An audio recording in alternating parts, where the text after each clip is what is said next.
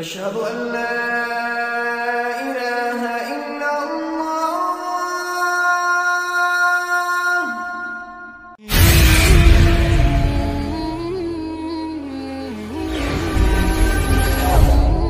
إن الحمد لله نحمده ونستعينه ونستغفره ونؤمن به ونتوكل عليه ونعوذ بالله من شرور أنفسنا ومن سيئات أعمالنا من يهده الله فلا مضل له ومن يضلله فلا هادي له وأشهد أن لا إله إلا الله وحده لا شريك له وأشهد أن محمدا عبده ورسوله صلى الله تعالى عليه وعلى آله وصحبه أجمعين। আল্লাহ সুবহানাহু ওয়া তাআলার মহান দরবারে লাখ শুকরিয়া জ্ঞাপন করছি, যিনি আমাদেরকে প্রতি জুমার ন্যায় আজকেও সালাতুল জুমা আদায় করার জন্য মারকাজুল উলুম আল ইসলামিয়া মসজিদে আসার তৌফিক এনায়েত করেছেন, এজন্য বলি আলহামদুলিল্লাহ। আমরা বিভিন্ন সময়ে বিভিন্ন বিষয়ের উপরে লেকচার দিয়ে থাকি। বিশেষ করে মুসলিম জাতির জুমার দিন একটি গুরুত্বপূর্ণ দিন। এর মাধ্যমে মুসলিম জাতিকে তাদের দিক নির্দেশনা এবং বিভিন্ন পরিস্থিতির সময়ে তাদের জন্য যে বিষয়গুলো সামনে আসে এগুলো সঠিকভাবে বলা ইমামদের দায়িত্ব। বর্তমান সময়ে একটা বিষয় নিয়ে সারা দেশে আলোচনা হচ্ছে, আর তা হচ্ছে আন্তধর্ম বিবাহ। এটা এমন একটি বিষয় যা আবু জাহেল আবু লাহাবরাও কোনো সময় কল্পনা করে নাই, ফেরাউন নমরুদেরা কোনো সময় চিন্তাও করে নাই। বর্তমান যুগে তাদের প্রেতাত্মারা, তাদের যারা অনুসারী, তারা এটা চিন্তা করে বের করেছে। আপনারা লক্ষ্য করেছেন কয়েকদিন পর্যন্ত একটা আলোচনা হচ্ছে, যে কোনো ধর্মের লোক যে কোনো ধর্মের লোককে বিয়ে করতে পারবে, এজন্য ধর্ম পরিবর্তন করার কোনো প্রয়োজন নেই। থাকলেও সন্তানের কি হবে সে ব্যাপারেও তারা প্রস্তাব করেছে। সন্তান 18 বছর পর্যন্ত তার কোনো ধর্ম থাকবে না। 18 বছরের পরে সে যে কোনো ধর্ম স্বেচ্ছায় গ্রহণ করতে পারবে, আর ইচ্ছে করলে কোনো ধর্মের দিকে না গিয়ে স্বতন্ত্র থাকতে পারবে। এটার নাম দিয়েছে আন্তধর্ম বিবাহ প্রথা। আমরা এই বিষয়টা নিয়ে আজকে ইসলামী শরিয়ার দৃষ্টিকোণ থেকে আলোচনা করব ইনশাআল্লাহ। আল্লাহ রাব্বুল আলামিন কোরআন নাজিল করেছেন। কোরআনের মধ্যে মানব জীবনের জন্য প্রয়োজনীয় এবং জরুরি বিষয়গুলো সব আলোচনা করে দিয়েছেন। এর মধ্যে একটা বিষয় বিবাহ। ইসলাম পারিবারিক বিষয়গুলোকে এত সুন্দর গুরুত্ব দিয়েছে। স্বামীর কি হক আছে, স্ত্রীর কি হক আছে, স্বামী স্ত্রী কিভাবে চলবে, কি আচরণ করবে, সন্তানদের কি হক আছে, পিতা মাতার কি হক আছে, এই সবগুলো কোরআন এবং হাদিসে স্পষ্ট করে বয়ান করে দিয়েছে। বিবাহ করতে গেলে আপনি কাকে করতে পারবেন, কাকে পারবেন না, এ বিষয়ে কোরআনে ক্লিয়ার করা আছে।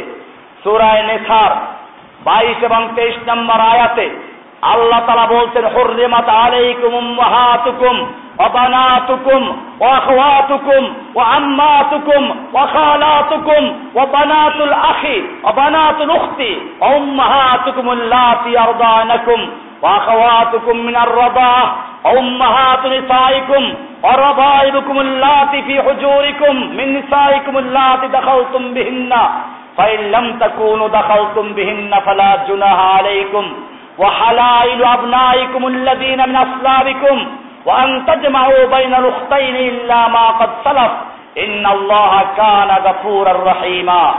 আল্লাহ রাব্বুল আলামিন বলেন, তোমাদের উপরে হারাম করা হয়েছে তোমাদের মাদেরকে বিয়ে করা।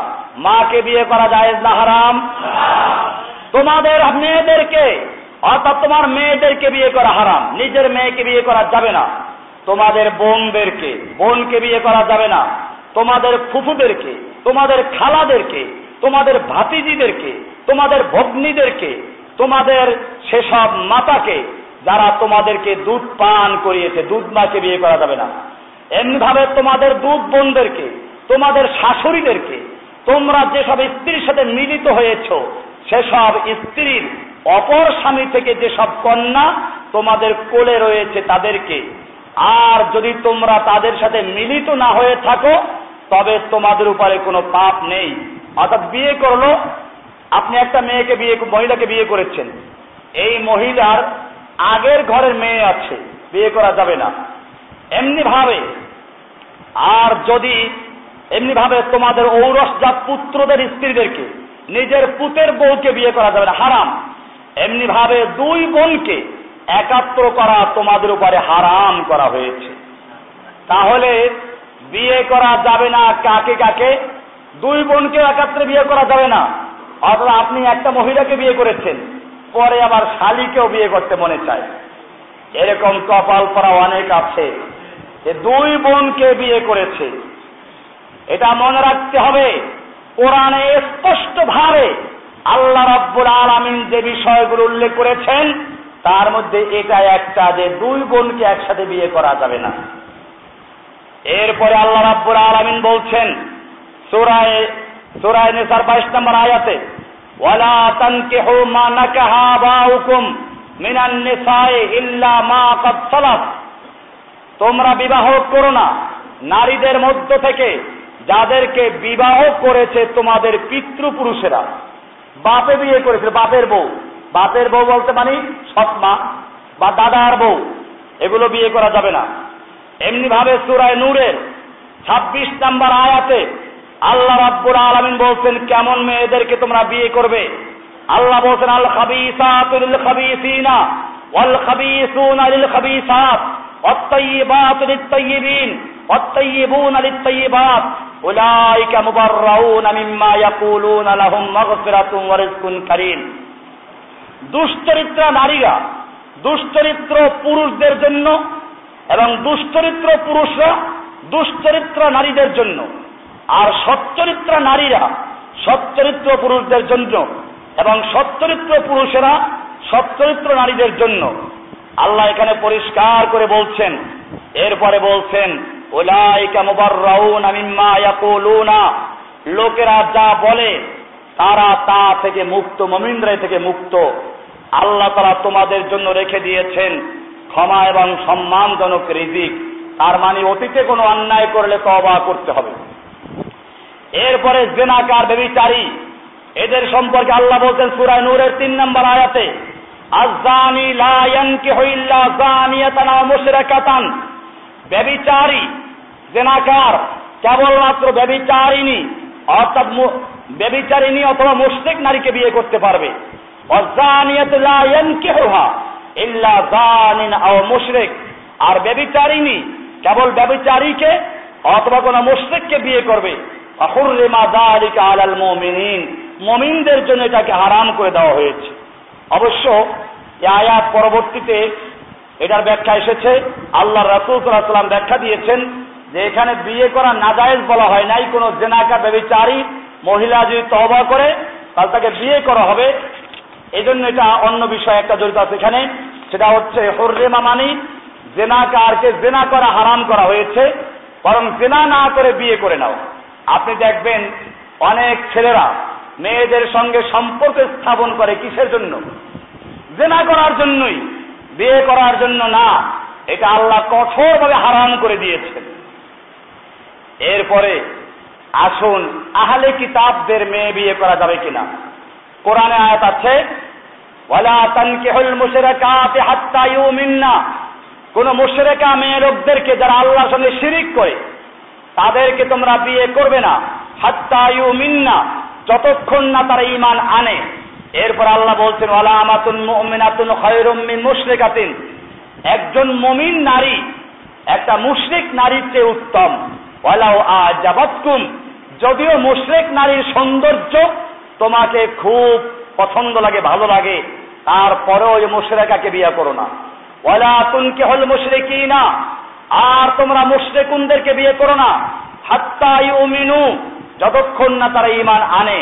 ওয়ালা আবদুম মুমিনুন খায়রুম মিন মুশরিক, আল্লাহ তাআলা নারীদেরকেও বলছেন যে মুমিন পুরুষরা এরা ভালো মুশরিক পুরুষদের চেয়ে। ওয়ালাউ আজাবাকুম, যদিও সেই মুশরিক পুরুষের সৌন্দর্য চাল চলন তোমার কাছে ভালো লাগে, তারপরে তাকে বর্জন করো। এমনি ভাবে আল্লাহ রাব্বুল আলামিন হারাম করে দিয়েছেন কোন মুশরিক নারী পুরুষকে বিয়ে করা। এরপরে এর থেকে শুধুমাত্র আসমানি কিতাবে বিশ্বাস করে যারা ইহুদি এবং খ্রিস্টান, যদি সত্যিকার অর্থে পরকালে বিশ্বাসী হয়, ওদের মেয়ে বিয়ে করা জায়েজ আছে। সূরা মায়েদার 5 নম্বর আয়াতে বলা আছে ওয়াল মুহসানাতু মিনাল মুমিনাতি ওয়াল মুহসানাতু মিনাল্লাযিনা উতুল কিতাব মিন ক্বাবলিকুম ইযা আতাইতুমুহুন্না উজুরাহুন্না মুহসিনিনা গায়রা মুসাফিহিনা, আর মুমিন সচ্চরিত্রা নারী এবং তোমাদের পূর্বে যাদের কিতাব দেওয়া হয়েছে আহলে কিতাব, তাদের সচ্চরিত্রা নারীদের সাথে তোমাদের বিবাহ বৈধ, যখন তোমরা তাদেরকে মোহর দিবে বিবাহকারী হিসেবে, ব্যভিচারী হিসেবে নয়, এটা জায়েজ। তবে আল্লাহর রাসূল সাল্লাল্লাহু আলাইহি ওয়াসাল্লামের সময়ও আহলে কিতাবদেরকে বিয়ে করা জায়েজ ছিল। বর্তমানে ওলামায়ে কেরামদের পরামর্শ হচ্ছে এই যুগে ইহুদি খ্রিস্টান যারা আছে ওরা ওই ইহুদি খ্রিস্টান হিসেবে আসমানি কিতাবে বিশ্বাস করে না, এজন্য এদেরকে বিয়ে না করা। এরপরেও বলবো, যেখানে বিষয়টা ক্লিয়ার করা আছে, আল্লাহ তাআলা সূরা বাকারা 221 নম্বরে বললেন কোন মুশরিককে বিয়ে করা যাবে না। এরপরে সূরা মায়েদার 5 নম্বর আয়াতে বললেন আহলে কিতাব যদি হয় তাহলে করতে পারো, কিন্তু এখানে ধর্মের বাধ্যবাধকতা রয়েছে। এখন যারা আন্তঃধর্ম বিবাহ বৈধ করার জন্য উঠে পড়ে লাগলো, তাদের বক্তব্য হচ্ছে বিয়ের জন্য কোনো ধর্মের প্রয়োজন নেই, ধর্মের কোনো ঘর থাকবে না, যে যে ধর্মের ইচ্ছা সে ধর্মের মেয়েদেরকে বিয়ে করতে পারবে। সন্তান হলে পরে 18 বছর পর্যন্ত তার কোনো ধর্ম থাকবে না। এর মাধ্যমে এই বিয়া সম্পূর্ণভাবে হারাম এবং কোরআনে বর্ণিত বিধানের পরিপন্থী, বিধায় এই বিয়ে জায়েজ হবে না। বিয়ে জায়েজ না হলে এই লোকগুলো সারা জীবন জিনা ব্যভিচারে লিপ্ত থাকবে, এদের সন্তানগুলো হারামজাদা হবে। এবং এটা বড় একটা কৌশল কাফেরদের, যখন গোটা জাতি হারামজাদা হবে, হারামজাদায় ভরে যাবে, তখন তাদের কাছে কোরআন ভালো লাগবে না, হাদিস ভালো লাগবে না, তখন ইহুদি খ্রিস্টানদের যত নীল নকশা আছে সবগুলো বাস্তবায়ন করা যাবে। এই জন্য মনে রাখতে হবে, আল্লাহর রাসূল সাল্লাল্লাহু আলাইহি ওয়াসাল্লাম পরিষ্কার বলেছেন তুনকাহুল মারআতু লিআরবাইন, মানুষেরা বিয়ে করার সময় 4টা জিনিসকে দেখে, লিমালিহা ওয়া লিহাসাবিহা ওয়া লিজামালিহা ওয়া লিদীনিহা।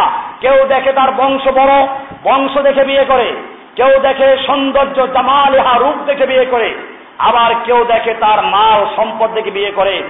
আল্লাহর রাসূল সাল্লাল্লাহু আলাইহি ওয়াসাল্লাম বলছেন ওয়া লিদীনিহা, আর একদল মানুষ বিয়ে করে তার দীনদারি দেখে। ফাযফার বিযাতিদ দীন, মুমিন যুবকদেরকে আল্লাহর রাসূল সাল্লাল্লাহু আলাইহি ওয়াসাল্লাম বলছেন তোমরা দীনদারি দেখে বিয়ে করো। আগে দেখো দিন আছে কিনা, দিন থাকার পরে রূপ আছে, সুন্দরী আছে, বংশ ভালো আছে, সম্পদ আছে, কোন আপত্তি নেই, করতে পারো। কিন্তু প্রথমেই সম্পদ দেখবে না, দেখবে কি? এমনি ভাবে আল্লাহ রাব্বুল আলামিন কোরআনের সূরা মায়েদার 51 নম্বর আয়াতে বলছেন ইয়া আইয়ুহাল্লাযীনা আমানু লা তাত্তাখিযুল ইয়াহুদা ওয়ান নাসারা আউলিয়া বা'দুহুম আউলিয়া মিন বা'দ। হে ঈমানদারগণ, খবরদার তোমরা ইহুদি এবং খ্রিস্টানদেরকে বন্ধুরূপে গ্রহণ করো না। বা'দুহুম আউলিয়া বা'দিন, ওরা নিজেরা একে অপরের বন্ধু, খবরদার তোমরা ওদেরকে বন্ধু ভেবো না। ওয়ামাইয়াতাওয়াল্লাহুম মিনকুম ফাইন্নাহুম মিনহুম, জেনে রাখো তোমাদের মধ্য থেকে যারা ওদেরকে বন্ধু বানাবে সে ওদেরই একজন বলে গণ্য হবে। তাহলে বোঝা গেল এই নেত্রীরা, নেতারা যতই উড়াল দিয়ে আসুক, আর যতই আপন হোক না কেন, কি সুন্দর বিবৃতি দেয়, অন্তরঙ্গ পরিবেশে, বন্ধুত্বপূর্ণ পরিবেশে ফলপ্রসূ আলোচনা হয়েছে। ফলপ্রসূ হবেই, কারণ সবকিছু খাওয়া দাওয়াও চলে, এরপরে কুফফারদের নীল নকশা বাস্তবায়ন চলে। আল্লাহ তাআলা বলছেন, আমাইয়া তাওয়াল্লাহুম মিনকুম ফাইন্নাহুম মিনহুম, তোমাদের থেকে যে কেহ এদেরকে বন্ধুরূপে গ্রহণ করবে সে ওদেরই একজন বলে গণ্য হবে।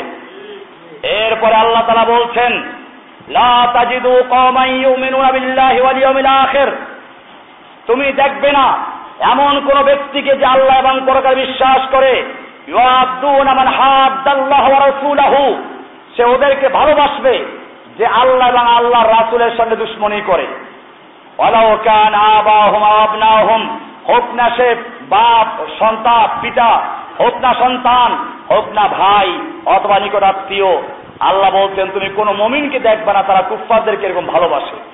যখন কোন মুমিন কোন কুফফারকে ভালোবাসতে পারে না, তাহলে সেখানে বিয়ে করার তো প্রশ্নই আসে না।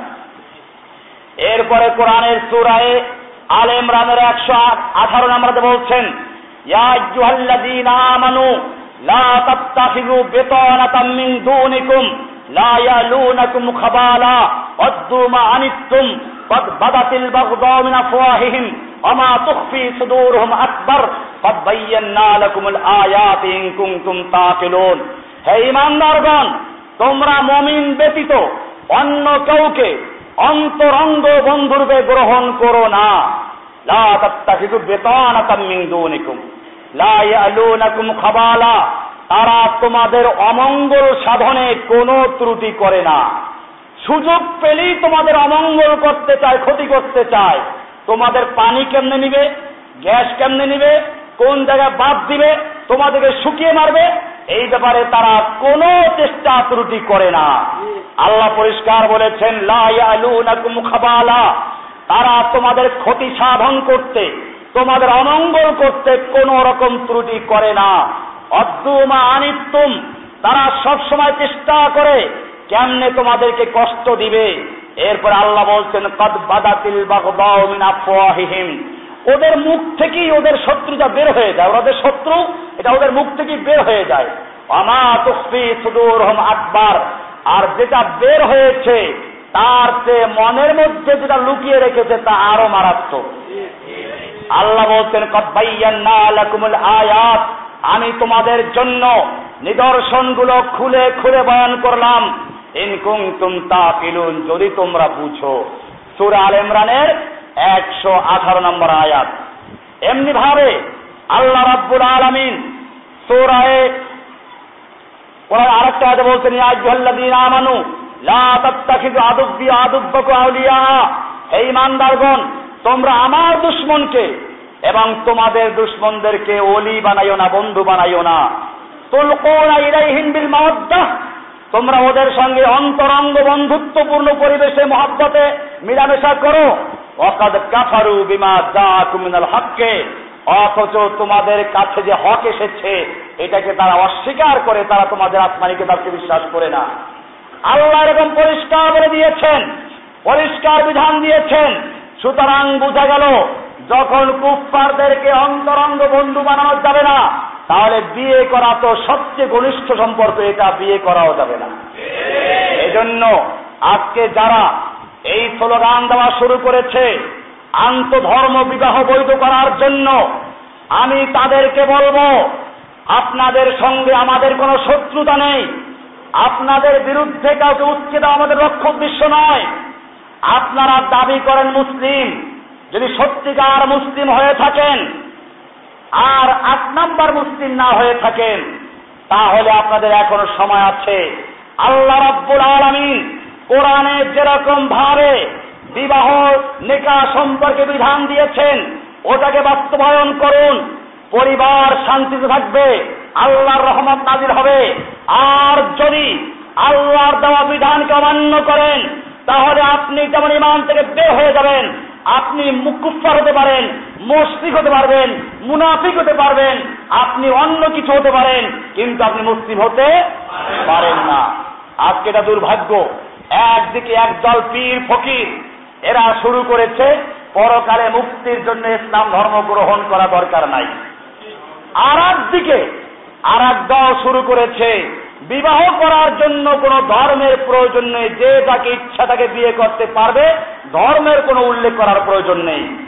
এগুলো পরিষ্কার ইসলামের ওই সমস্ত বিধানের লঙ্ঘন যে বিধানগুলো আল্লাহ সরাসরি কোরআনে দিয়েছেন, যে বিধানগুলো আল্লাহ সরাসরি হাদিসে আল্লাহ নবী বয়ান করেছেন।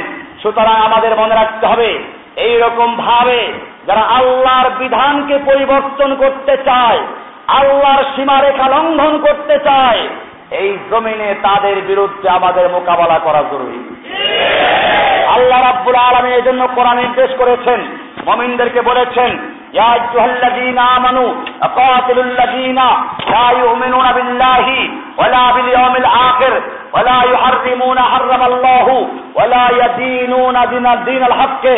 আল্লাহ তাআলা বলছেন, তোমরা ওই সমস্ত লোকদের বিরুদ্ধে যুদ্ধ করো, কাতিলুল্লাযীনা লা ইউমিনুনা বিল্লাহি ওয়ালা বিল ইয়াউমিল আখির, তোমরা যুদ্ধ করো ওই সমস্ত লোকদের বিরুদ্ধে যারা পরকালে বিশ্বাস করে না, ওয়ালা বিল ইয়াউমিল আখির, আখিরাতে বিশ্বাস করে না, ওয়ালা ইউহাররিমুনা মা হাররামাল্লাহু ওয়া রাসূলুহু, এবং আল্লাহ এবং আল্লাহর রাসূল যা হারাম করেছেন এটা হারাম বিশ্বাস করে না, ওয়ালা ইয়াদীনুনা দীনাল হক্কে, এবং আল্লাহর দ্বীনে হককে যারা দ্বীনে হক বলে বিশ্বাস করে না। আল্লাহ বললেন ইসলামের মধ্যে মুমিন ছাড়া কাউকে বিয়ে করা যাবে না, ওরা বলে ধর্মের প্রয়োজন নাই। আল্লাহ বলছেন কাতিলু, তোমরা এদের বিরুদ্ধে যুদ্ধ করো, লড়াই করো। সূরা তাওবা 29 নম্বর আয়াত। আমি আপনাদেরকে বলছি, আল্লাহর এই বিধান রক্ষা করার জন্য, আল্লাহর কোরআনের আইন রক্ষা করার জন্য, আল্লাহর নবীর শরীয়ত রক্ষা করার জন্য যদি আমাদের বুকে তাজা রক্ত ঢেলে তৈরি আছেন, ইনশাআল্লাহ সুবহানাহু ওয়া তাআলা আমাদের সকলকে আল্লাহর দ্বীনের জন্য, আল্লাহর দ্বীনকে আল্লাহর জমিনে প্রতিষ্ঠা করার জন্য এবং কাফের মুশরিকদের সমস্ত চক্রান্তের মোকাবেলায় জীবনের শেষ বিন্দু রক্ত ঢেলে হলেও রক্ষা করার জন্য তৈরি থাকার তৌফিক দান করুন, আমিন।